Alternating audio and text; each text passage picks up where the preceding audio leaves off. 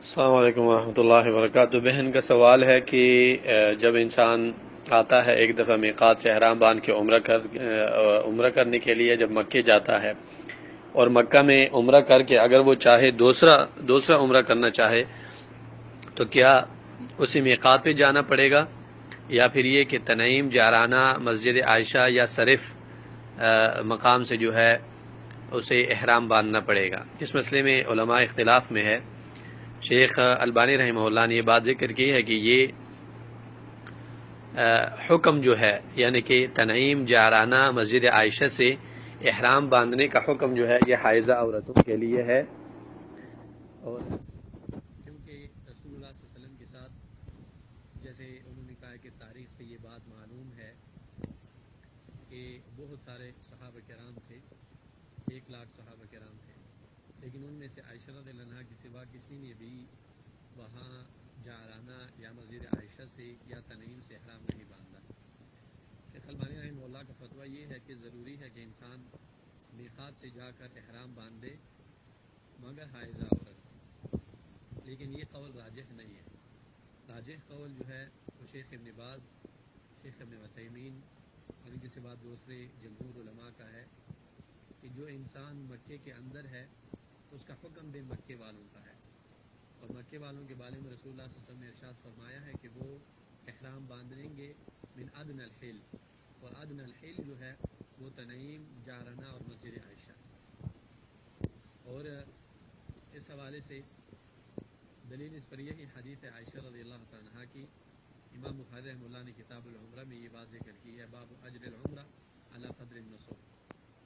پہلا جلد 1787 نمبر، مسلم کے اندر یہ حدیث موجود ہے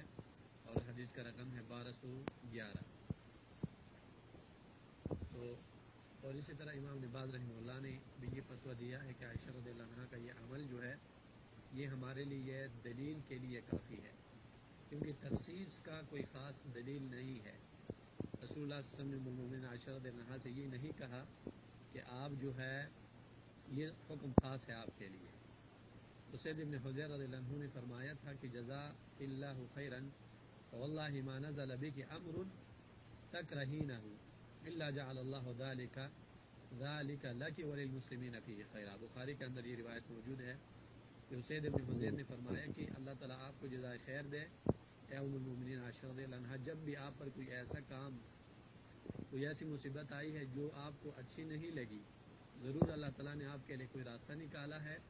اور مسلمانوں کے لیے اس میں خیر ہے، جیسے ایفک کا واقعہ ہے، جیسے تیمون کا واقعہ ہے، جیسا یہ واقعہ ہے۔ تو سید ابن حضیر رضی اللہ عنہ کے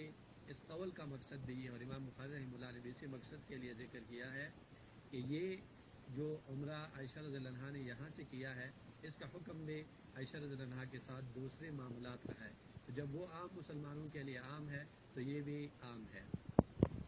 اور اسی طرح یحییٰ ابن یحییٰ اللیثی نے یہ بات نقل کی ہے عروہ سے، عروہ نے اپنے باپ سے، اور انہوں نے کہا ہے کہ یعنی عروہ کے باپ نے عبداللہ بن زبیر رضی اللہ عنہ کو دیکھا احرم بعمرۃ من التنعیم، کہ انہوں نے عمرے کے لیے احرام باندھا تنعیم سے۔ قال ثم رأيته يسعى حول البيت الاشواط ثلاثہ، پھر میں نے دیکھا کہ وہ کعبے سے طواف بھی کر رہے تھے۔ امام مالک رحمہ اللہ نے موطا میں یہ حدیث ذکر کی ہے، پہلا جلد 365 نمبر پیج اور روایت نمبر 813۔ تو انشاءاللہ جو بات ظاہر معلوم ہوتی ہے وہ یہی بات ہے کہ تنعیم سے احرام باندھنا دوسرے عمرے کے لیے شرعاً اس میں کوئی ممانعت نہیں ہے،